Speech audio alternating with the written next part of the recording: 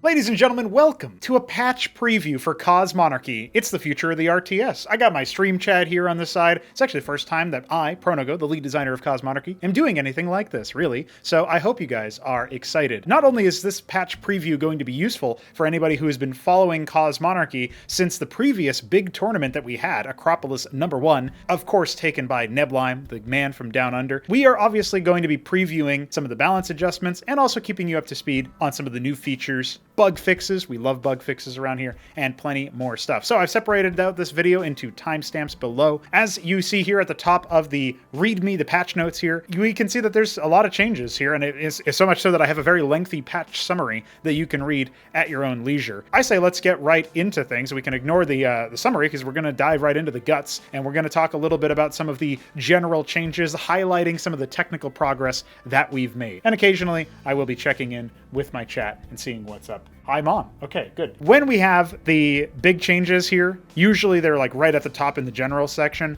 One of the things you'll notice is that we have a new game mode called Uprising. It's the very beginnings of us having some sort of Warcraft 3-esque creep camp mode. So that was commissioned by BiddyB. If you like the fact that we have that now, you can thank him. And if you hate the fact that we have that now, you can also thank him. But it is very work in progress. I don't know how actually interesting it is yet because I haven't seen too many games on it, but feel free to check it out. I also have some custom trigger updates and some tile set updates for our map makers out there. Really, the big thing that I want to point out to you guys is the new preferred colors feature for your config. Check that out because now you guys can actually specify which color or which list of colors you want to prefer. You can choose if you want it to just randomize through or if you want to use it as like a sorted priority list to say like, hey, I really like purple, but if I don't get purple, then I'd like blue. And of course, we've got over 100 colors in Cosmonarchy, and you can do this based on which race you are. So you can have a different preference of colors for Zerg compared to Terran, compared to Protoss, or you can do something for more global. Like no matter what race I am, I always want yellow, but if I'm Zerg, then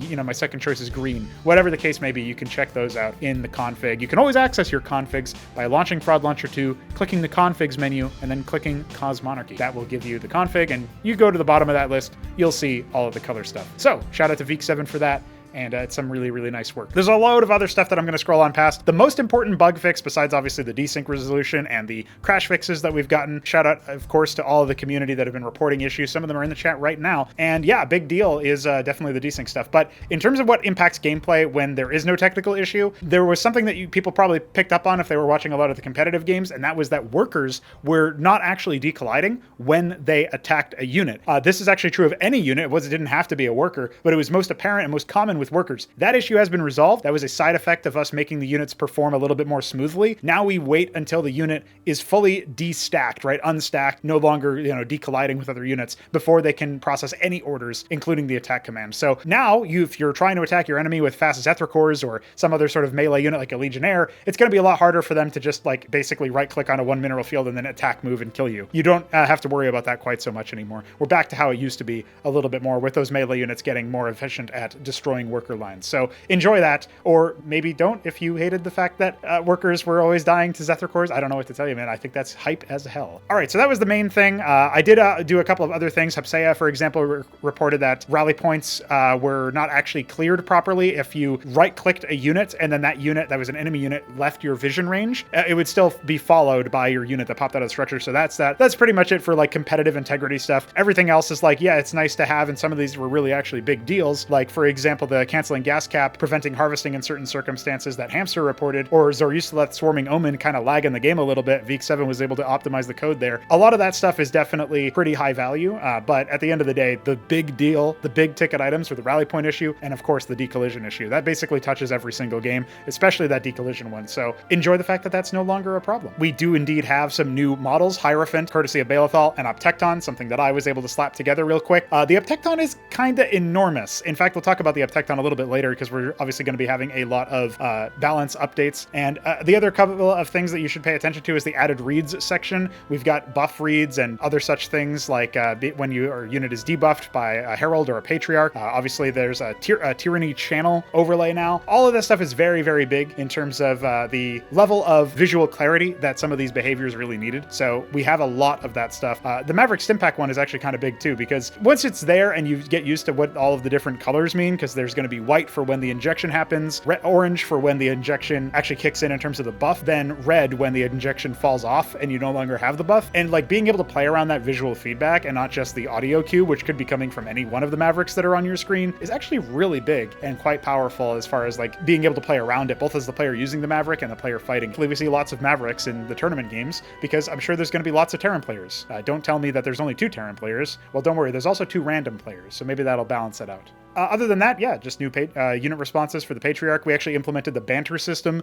which is basically just intimidating your enemy when they do something silly, like get stacked like 8 sort of one projectile from the Patriarch stacks up 8 different units. Then obviously that's going to provide a lot of healing for the shields of the Protoss army. So there's like an event when the Patriarch does that, where he basically is like, "Oh, thank you for your abundance or your generosity," and stuff like that. It's like in boisterous Protoss terms. If the Hierophant is able to get a killing blow, or any ally is able to get a killing blow on a unit that has full stacks of its passive, it also has there's like a triumphant laugh, and then there's a couple of other line variants, like where he says the fate of all fools. That's stuff that I've wanted to put in the game for a very long time. So I hope you guys enjoy the fact that that is now going to kick in. There's also a couple of other audiovisual indications. There's a new weapon impact for things like the Magister, some of the more unique weapons out there that obviously imply more powerful abilities and stuff. So yeah, nice stuff there. All right, now it's time to talk about the balance adjustments. So there have been 2 significant cornerstone updates. We call cornerstones when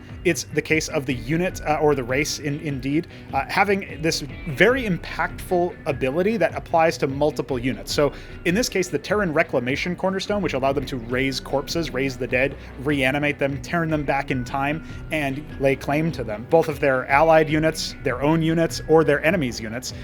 Now it is going to be a lot more potent, I would say. Now, we did take a little bit of a hint from the Infestation rework that happened some months ago, so they will move slower than they would normally. This also helps with like stealing enemy workers and then using them to harvest. They're always going to be a little bit worse, but also it's going to allow you to actually have some sort of penalty, some very obvious statistical penalty to having reclaimed units entirely, instead of having fresh units that come out of your normal paying training facility. But they will leave their own corpses, so you can chain reanimate over and over again, which means that your reclaimer units are a lot more high value targets, you could say. This has coincided with some adjustments to those individual units that we're going to get into a little bit later. They also regenerate half of all damage taken after being out of combat for 2 seconds. So this means that if they take 10 damage, they will regenerate about 5 damage. The math might be a little bit tricky in some situations, but that's basically about what you can expect. And that regeneration rate happens over time, so it can of course be interrupted by attacking them again, and eventually they would obviously decay. But this now actually it's like inverse decay, right? Before they would decay over time and eventually die. Now it's actually the inverse. It's like that time-traveling agent has given them a superpower in a way. At the very least, it's something that obviously is going to be complemented by other healing, but it's also a sort of pseudo-alternative healing that the Apostle can use, for example, at Tier 2, or that Terrans can use more broadly, since they're also a race of healing in general. They're the race with repair on their worker and with heal on their cleric and their shaman. So it makes sense to maybe give a little bit of pseudo-healing to the Apostle as well, and to all of the other Reclaimer units. So there you go, a bit of a brief overview on what Reclamation is. If you don't even know about Reclamation because you never saw it because it was so rare, expect to see it deployed when Terrans take center stage, because I do think it is going to be quite the potent ability. Even if we don't see it in the upcoming tournament, we're definitely going to see it, I would imagine, pretty soon. All right, so Cyprians have received a buff. These guys now come out of the stockade a little bit faster, and of course, their weapon range has been increased. This buff, it was kind of a long time coming. It felt like Cyprians were not really that useful. I did see a lot of success versus Zerg with Cyprian spam, funnily enough, but I think it was only a matter of time before Zerg found the very obvious set of counters to that, which could have been the Izira core, or it could have been Zor-Yustaleth. Either one of them can kind of stop their crowd control from really kicking in, and you go back to Lisks and abuse the fact that they don't have much mobility. So I think this will open up a little bit more usage versus Zerg, but the big ticket item is that they have that one weapon range increase, which means now they actually can get positional advantages over Drakodans, and gateway armies don't necessarily boss around bio quite so much in the early stages of the game. You might still want to go for Savants relatively fast in this particular situation, but the Cyprian having a little bit more leeway there, I think is pretty significant. I don't necessarily need to translate that or show that on screen, but I did want to point that out, that the Cyprian has been increased in power. Some very other minor changes in the grand scheme of things, but they're kind of almost like nudges in the right direction. Cost reductions for the Shaman and the Eidolon, we should see those a little bit more often in conjunction with other mineral-heavy composition. But the Apostle is a big one. The Apostle's manner of which it reclaims units, that has completely shifted. So what we have from the Apostle is an increase to its weapon range by 1. It no longer has energy, and Lazarus Agent is no longer an active ability. This is definitely a situation where we would want demonstration, right? So let's jump into this. Let's have the Apostle and the Maverick, and we are basically going to have these guys do a mock fight for us. So we're going to spawn an enemy Maverick after we execute Maverick with this Apostle. And then when we spawn enemy Maverick and attack it with the Apostle, you'll notice that my Maverick is reclaimed. But if I spawn that and I attack with my Apostle, because I'm attacking my own unit, it doesn't proc. It has to be an enemy unit. So there you go. That's basically how it worked. By the way, if you don't know what map I'm in the test map. You can access it by going into your maps folder and then going into the test subfolder, and it's called Cosmonarchy test. Now that we understand how the Apostle rework works, you can imagine how this might have been applied to the Autocrat. The Autocrat has kinetic penetration. The Autocrat still only has 1 armor penetration, just like it used to. So that means that you still want to pair this unit with armor rending effects like Observance or Salamander fields, considering they're applying it in an AoE to ground targets. Obviously, Harakans themselves or Matadors when deployed. These kinds of Durandal's the other one. These kinds of armor rend effects for Terran are going to help the Autocrat reclaim as many targets at once, not because they're debuffing a bunch of targets, but because when their projectile hits 1 target and stops, it's only reclaiming 1 corpse. When it hits multiple targets, every single hit will be able to proc a reclamation if there happens to be a corpse nearby. So definitely stay tuned for that. I feel like that unit is going to see a lot more usage. And in accordance with that, I have made it so that it is a little bit more gas heavy. Maybe it's not enough. Maybe these patches, these updates will actually make the Autocrat super, super good. I'm willing to bet that they probably will. And just like the little note I left here underneath the Cyclops, I quite fear the Cyclops meta. The mineral cost has dropped, making this unit a lot more spammable. It's only 25 minerals less, but that's still pretty significant. I already thought Cyclops are really good. However, I did notice that players were struggling to field, generally as Terran goes, compositions which were able to step to and stand up against the enemy forces. And I feel like some of that is because a lot of Terran players would not really want to pair Shamans with their armies until most recently with EUD64 stepping in and starting to do that.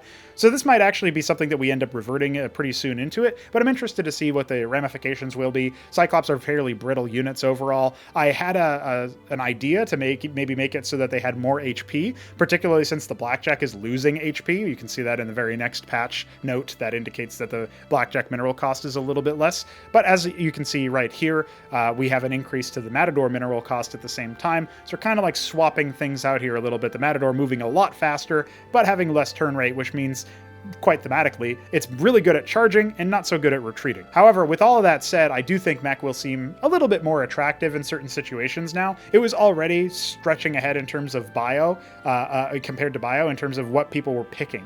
So I'm not really sure how the changes are all going to shake up, but I do think that bio looks a lot better when you're thinking about force multiplying with something like an Apostle in the mid game, and up until that point, you have a little bit more potent in terms of units, like the Cyprian having +1 range.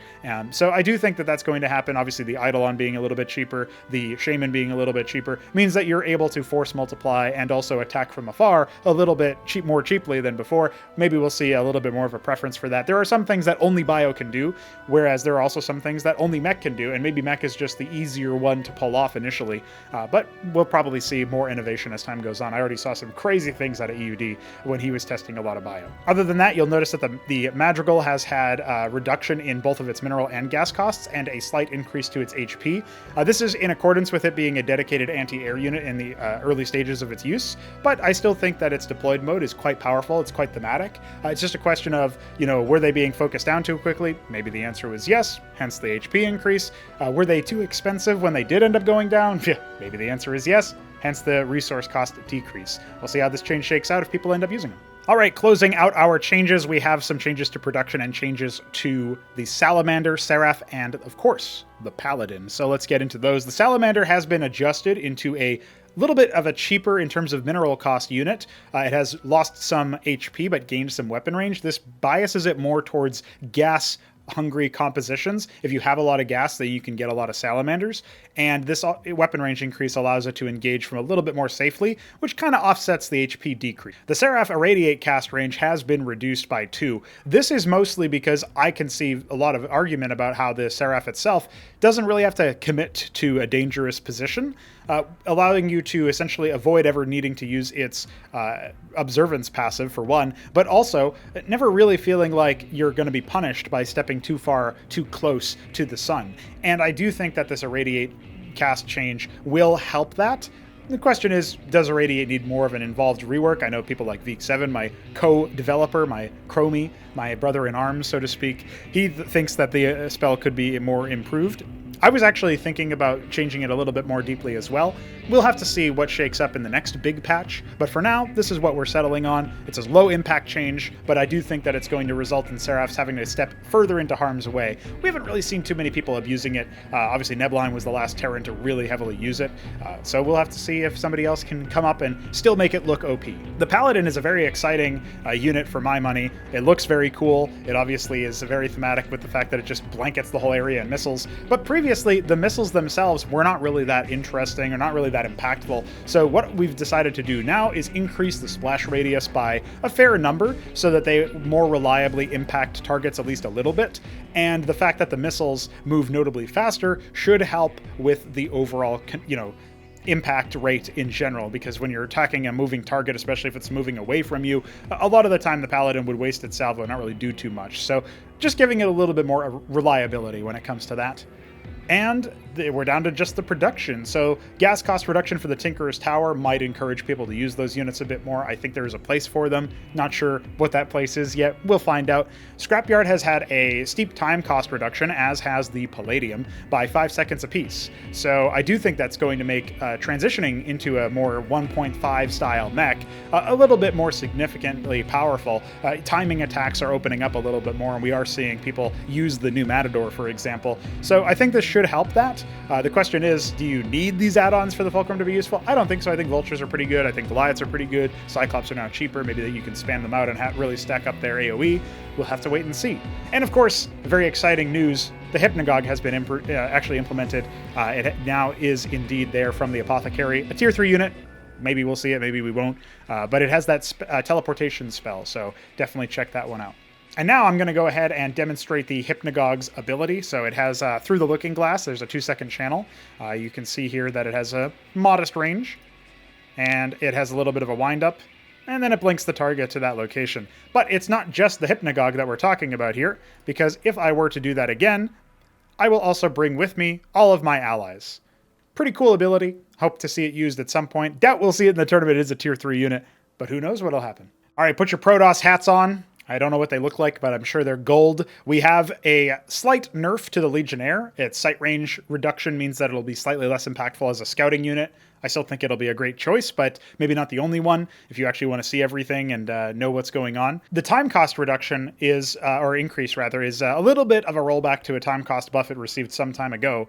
It's only 1 second, but we saw that reducing it by 1 second for the Maverick actually made a pretty marked difference. I think the same is going to be true for the Legionnaire. It's just some small thing that adds up over time. And, it means that you can just get slightly less Legionnaires for every rotation, right? So I do think that that will eventually kick into gear.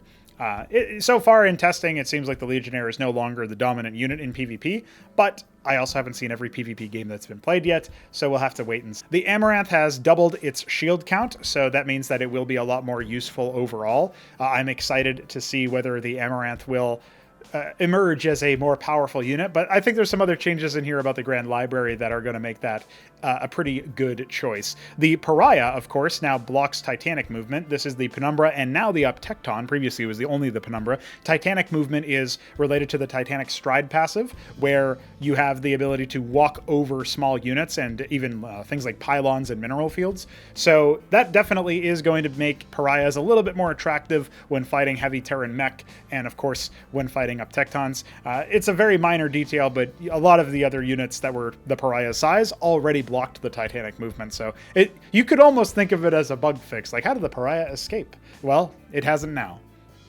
And let's take a look at the Mind Tyrant changes. So Tyranny and Worship from the Demiurge have both received pretty significant updates. The second big cornerstone update of this patch, the first one being Reclamation.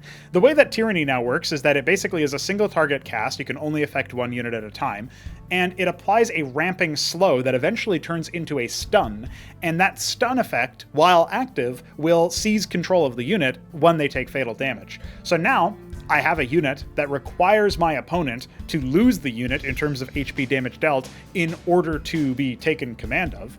And the stun, which ramps up over 2 seconds, does give you a little bit of time to respond, and also means that the Mind Tyrant has to remain within range in order to continue impacting the stun.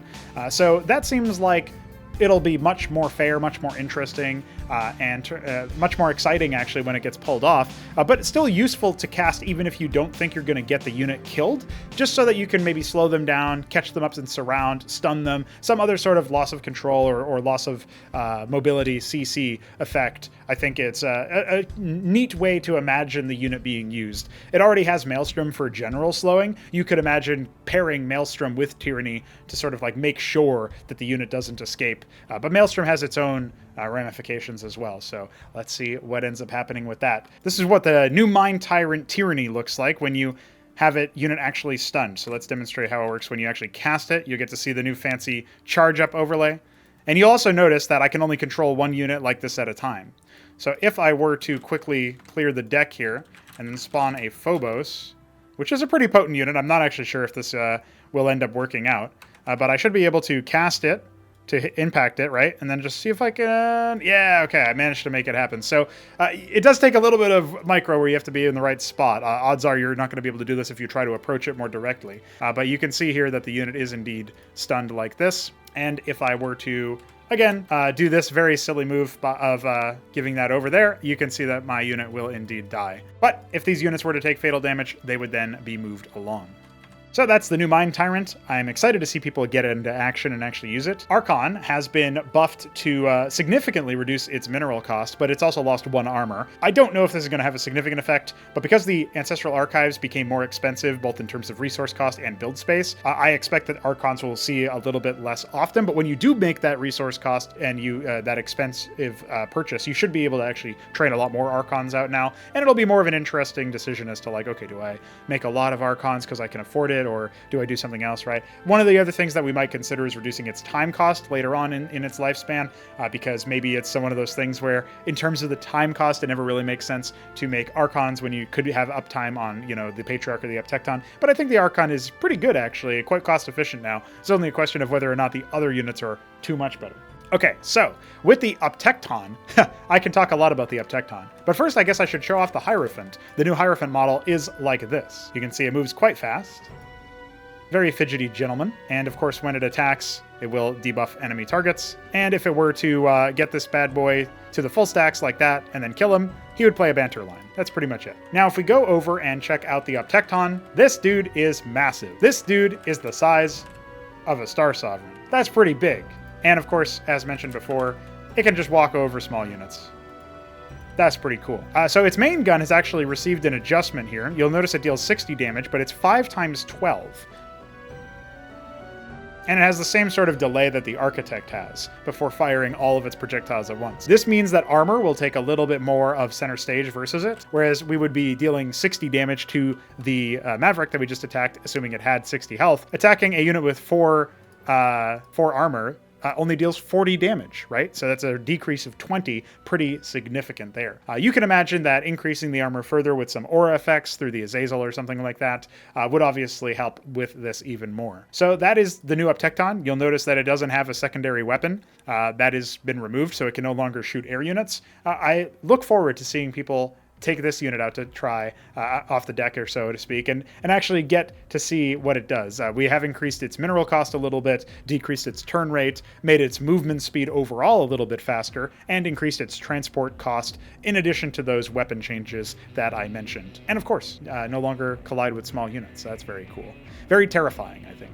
The Patriarch has also received some adjustments. It no longer applies Ascension to Astral Rule, so its debuff that it was hitting targets with no longer will give that attack speed increase that Protoss craves so much. Now, if you want that, you need to mix in things like Hierophants or Patriarchs or something of that sort. Mind Tyrants using Maelstrom will also do it to corpses. The Aurora, a very niche example, but it will both ascend and avenge corpses. Ascend enemy ones and avenge allied ones. And so that's pretty interesting, but I haven't seen people really use the Aurora too much. So who knows what will happen with that. But that is the Patriarch, and that's the changes to it. You can see they're losing durability and losing some splash radius, so that you need to work a little bit harder to splash multiple targets. Still a very cost-efficient unit, but now a little bit more vulnerable to being sniped if it's not in a position to actually benefit from some sort of shield sustain. And we come to the next really big, impactful change, the Demiurge. Worship no longer seizes hostile units in the same way that it did before. Now you can before you could just stack up the debuff over and over again and hit them over and over in close proximity. There's no such thing as a stacking behavior now anymore. Instead, if the Demiurge is nearby when the unit dies, and it's a hostile unit in particular, then it will actually become untargetable for 5 seconds instead of actually dying. At the end of that duration, if the Demiurge is not in the area, the unit will die normally. But if the Demiurge is in the area, if any Demiurge is in the area owned by an enemy player, then that unit will be seized like it would have been normally, like it would have been previously, but also regaining some HP, just like the infestation and reclamation behaviors work now. And of course, it would be given over to the Demiurge's owner. So let's demonstrate that behavior by looking at some Protoss versus Zerg action. So here's my Demiurge, and there's some Zetracors. By walking over here, you can see that they have this passive sort of overlay upon them, indicating that when they take fatal damage, they'll be turned over into this sort of placid state, and after 5 seconds, I get control of them.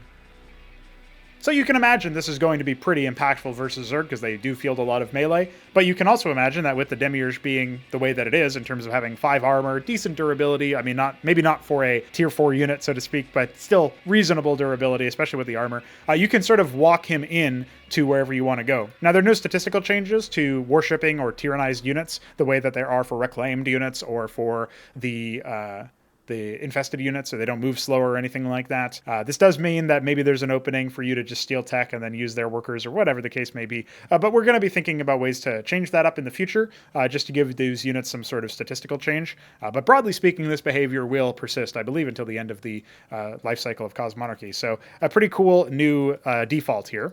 And yeah, pretty nice. You also notice the units never get given back to their original owner.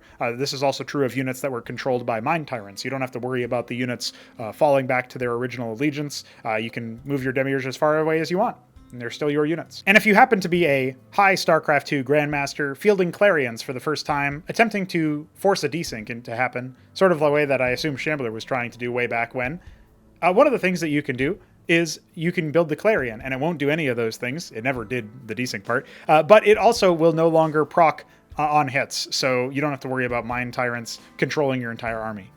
This will be revisited later on, because I do think that there's something about the on-hit proccing behavior of the Clarion that's very interesting and compelling to me, but I didn't exactly have time with all of the other things that I had to do to wrangle a total... Yes, they will stay loyal to you unless an enemy Demiurge grabs them back.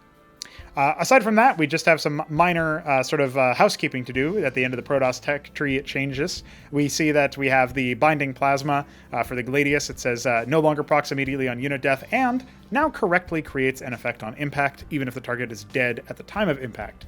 So essentially what this means is that when you have binding plasma procs, they will basically always be consistent. You'll get a binding plasma proc out of the Gladius being in the area near enough to charge up the effect field, basically. If the impact is on a unit, would have hit a unit, but the unit died before the impact hit, you'll still get that proc. That was previously taken from you. In exchange, you were also getting procs immediately if the unit died when it had the stacks. That no longer occurs. Instead, there's a wait, a little bit of a delay, as was intended initially. So part of that is my code, part of that is Veek's code. Either way, we're definitely looking like we're in a bit of a better spot on that particular front. Maybe the Gladius needs more adjustments, but actually I saw people finding ways to counter it pretty handily, so we'll have to wait and see. But this change just makes it a little bit more fair and understandable immediately. Looking at the gateway, losing 1 armor, not really the end of the world, but might make early Protoss stuff a little bit more snipeable by low, small arms fire, be it Bio or Zetracors or something like that. And of course, other than that, we have increase to the build area for the lattice, as well as a decrease to the build area for the Grand Library. This is a pretty big deal, actually. The Grand Library also dropping in mineral cost, some slight HP decreases for the Grand Library, whereas some HP and armor increases for the Ancestral Archives, in addition to a steep mineral and time cost increase. Well, the time cost is only 5 seconds. Minerals by 200, so pretty significant there. And the build area has gone from 3x2 to 5x4, which is the old size of the Grand Library. Also uses the old graphic of the Grand Library, so check that out. The synthetic synod has had its costs increased, and actually not listed here, I've got to remember to add it in, is the Monument of Sin now is significantly larger. We can go ahead and demonstrate that just by seeing it here, but we can also go to our scribe and try to place it, and you can see it's pretty massive, so enjoy that. And we can close things out with the Zerg balance changes. This is considerably easier to do because there's considerably less of them. The Vorvacor now has a new passive called Hidebreaker. This is alongside the Nathracor, which applies Hidebreaker procs on air enemies, with its air attacks specifically. It basically just rends 1 armor for up to 3 seconds. This matches the duration of Ensnare, so that's the reason why 3 seconds was chosen. However, it only rends 1 armor. It does not rend stacking armor, so this does not stack the way that, say, the Hurakan passive stacks. This means that you can rend a maximum of 1 armor with this particular unit. Odds are we're going to see Hidebreaker show up in the future that rends 2 armor instead of just 1, and maybe even 3 armor at the very least later on. I'm not 100% sure, but for now, this is what we got. You can kind of think about it as the Zerg evolving some sort of way to deal with armor, as it was a common source of them having some difficulty. The Hydralisk has lost its armor penetration. Pretty big change overall. Now it will actually be countered by things like Zealots, Golems, etc. But that doesn't mean that Zerg are without any options, although if you watch the latest castovers, maybe you would feel that way. We'll have to see what Zergs can cook up in response, because there's plenty of ZVPs to be played in the upcoming tournament.